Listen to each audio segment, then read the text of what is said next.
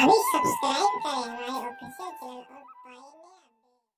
तो आइए आप लोगों के सामने फिर से लेकर आ गया हूँ बंशीधर चौधरी और गौरव ठाकुर का नया कॉमेडी बिल्लू का कॉमेडी वीडियो।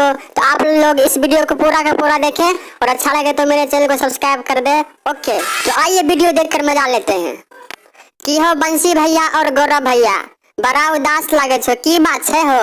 बड़ा रे जतन से साली के पटली ओहो, साली के पटेल होते में दिक्कत की है?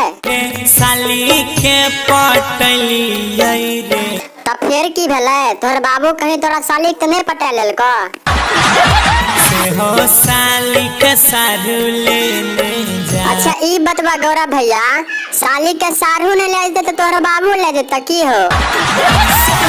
साली के सारू लेने जा। अब तो बतवा बंशी भैया, अपना साली के कौन चीज कीन के देने रहो? आहो भैया दामी दामी लहंगा चोली किनी किनी देली आई।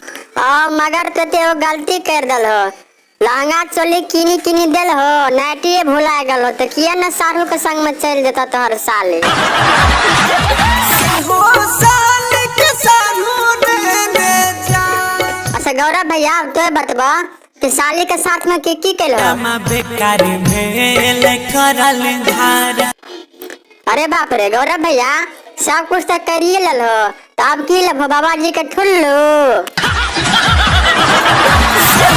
साली के सारू लेने जा। चलो छोरा चले गए तो कोई बात नहीं, एगो बात हमारे उपाय सुनो।